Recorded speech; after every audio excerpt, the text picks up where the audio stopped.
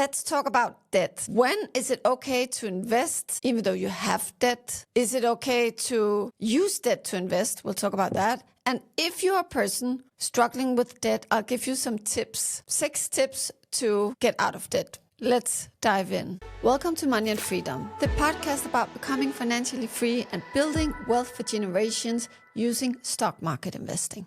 Should you invest even though you have debt? Debt can be a lot of different things. You have expensive debt like consumer debt, credit card debt, and those kinds you should pay off pretty much immediately. They are often double digits, and that's just way too much. You want to get out of that. So if you have credit card debt, something similar, just do whatever you can to get out of it. And how? We'll get to that at the end of the podcast. You do not want double-digit debt. But what about a mortgage, student debt? Maybe you have debt from a business you started, maybe it failed. What about that? Even though you have some kind of debt, can you invest? And I will give you 3 reasons why you can invest even though you have some debt and even though you're paying some interest rate. First of all, if you believe that you can make more money on the investment than the interest rate you're paying, then it's actually a good idea to start investing. So what does that mean? Well, that means, let's say you have some kind of loan where you pay, I'm just going to say something. On my old student loan, I used to pay 4%. So if you're paying 4% and the market, if you just follow the market, you're expected to make 8%. Well, then it's a pretty good idea. Just, keep paying off your student debt, but also start investing. But if it's the other way around, let's say you have some kind of debt, let's say it's a credit card debt, it's 26%, and the max you can expect to make of a certain investment is 15%. Well, then 26 is way higher than 15%. Definitely also higher than 8%.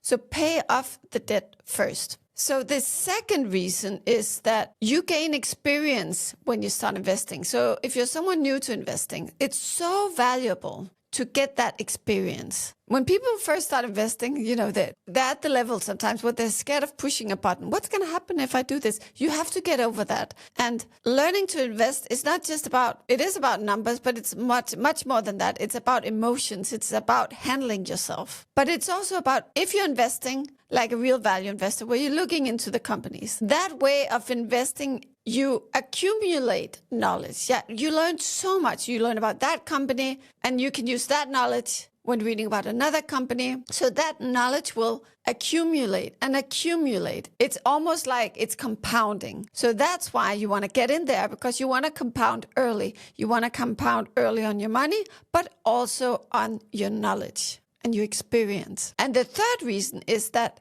investing, seeing your money grow, can be very motivating. And that will have a positive effect on, for example, paying off your debt or making more money. You'll be so motivated to start handling your money better. It's fun. It's fascinating to invest. And once you get into the game, you want to put more money in it, more money in it. And that's a positive motivation. Is it okay to use debt to invest? And I would say, if you're taking out a loan to invest in stocks, I would say absolutely don't do that. That's called gearing. And I would say do not go into gearing. Just don't. It can have really bad results for you. And there are stories of Warren Buffett's peers who were just as good as him. Some of Ben Graham's students that disappeared. And why did they disappear? Because they were wiped out because of gearing, because of debt. But there are other kinds of investments where you could say, well, that kind of investment, it would be okay. For example, a house, a career, an education, or maybe a business. There are times in life where we know that if I do this thing, my income will rise, but you don't have the money to do that thing right now. For example, an education or starting a business. In that case, and that I would call, that's also an investment. And in that case, it's okay to use debt to get to the next level. Okay, now we're going to talk about, if you're someone struggling with debt, how can you get out of it? And the first thing I want to say is, debt can be about other things than money and life circumstances. Debt can be an emotional trap. David Hawkins builds this ladder of vibrations. And at the lowest level, you have shame. At the highest level, you have love. But not love like, being attracted to someone, love like the level of Buddha or Jesus love. And debt, bad debt, vibrates at the level of shame. So it could be that there is something that makes you feel really unworthy and shameful about yourself. And that part of you wants to get in debt because that creates more shame. So it can be a really good idea to figure out what is going on when I'm accumulating these kinds of debts. And when I tell this story, when I explain this, there is a story that comes to mind. When I was a kid, I had two really different parents and they were divorced. My dad, an economist, he was really good with money, very controlled with everything in life. Even he would eat at the same time. 12 o'clock, he would sit ready to eat, and you could hear the bells ringing 12 o'clock on the radio, and that was his sign to start eating. My mom, on the other hand, she had a problem with drinking too much, and things would get out of control, and she did not know how to handle money. She was, I've told a different story that she was good at making money. She was a very low-level entrepreneur, very, very good at getting ideas, but she didn't know to handle them once she had them. And when I grew up and was at her house, there was always a lack. But even though there was a lack, and I was very aware, even as a small child, that we do not have money in this household. And I was aware that there was money in my father's household. And I remember this one day, and she was feeling particularly bad. Maybe she had hangovers, maybe she was even drunk, but I could always tell if she was in a good mood or a bad mood. There was this whole, everything shifted around her. And this was not one of the good days. For some reason, she went into a toy shop and she just started putting things in the basket, and more things and more things and more things. Really expensive toys for me, for my cousins, for my nephews, for everyone. And yes, I have much older siblings, so I did have nephews even at that time. My mom was 43 when I was born, and she started at around age 20. So I have, whatever. I had nephews. And as a child, you should be excited about, wow, I'm getting this toy I always wanted. I wanted it for last Christmas and the Christmas before that, and my birthday. I never got it. But now she just walks in and she buys 3 of them. You know what? That was really, really scary because I knew she didn't have money. And she was operating. It was a destructive habit. And some people have that, when things are going well, and then they're like, oh, it's going so well, I deserve something. And then they go on this spending spree, and then they feel really bad again. So it can be this cycle of behavior. So you need to address that what is it that wants to create debt? I'm much more like my dad. I've almost never had debt. I had a little bit of student debt at 4%. Tiny mortgage for a co-op apartment in Copenhagen. But I don't have any debt now and haven't had it for many years. So on a practical level, what do you do? Well, first of all, this is it's a no-brainer, but it's important to say, always spend less than you earn. This should be a fixed rule. Every month, there should be more left to save and invest after everything has been paid. And one little helpful trick is to, at the beginning of the month, transfer money to yourself. The money that you want to save and invest, transfer it. And, at the first or second day of the month, transfer it. Just like you would transfer or pay the most important bills, like the rent, for example. You pay that at the beginning of the month. Paying yourself and creating these buckets for yourself should be just as important as paying the most important bills.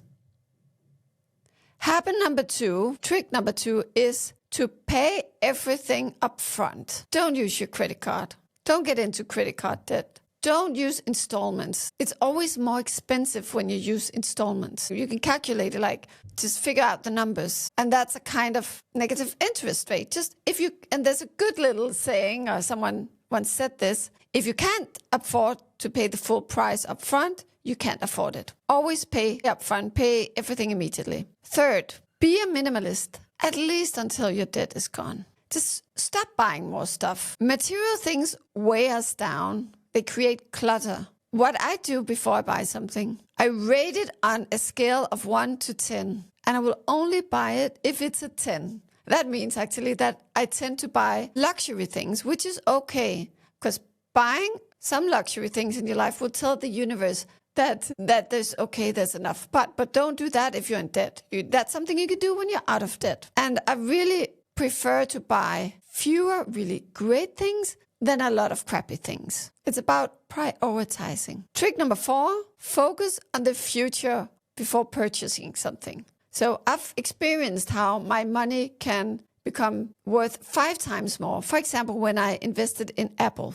So I always think, well, the price of this isn't 2,000, it's 4 times more than that. And then you have to make up your mind, are you willing to pay that price? And trick number 5, increase your income wherever you can. And you know, that's so easy to say, Byle. I know. I mean, when I was fired on maternity leave, I had this goal that instead of earning in Danish kroners 50,000 a month, I wanted to earn the double. And I kept saying that to myself every I was going for a run. I was saying I'm going to earn 100,000 a month. I mean, it was such a struggle because I was like, but how can I say that? I mean, which kind of journalist earns that much? And, you know, I'm applying for jobs. I was unemployed applying for jobs. I had a baby that didn't even have, you know, I didn't know what to do with the baby. But I kept saying 100,000. And what I didn't know at the time was that I was about to become an entrepreneur. I had no idea that was happening, but I wasn't giving up. And, you know, it was a bit of a coincidence that I became an entrepreneur. I started blogging, mostly because, you know, I was so interested in money, and I used to be a financial journalist. So, you know, it wasn't far off. And I created a website, started blogging. And then at some point, people started asking me, how do you invest? And then I started teaching value investing. And very quickly, my income became around 100,000 a month.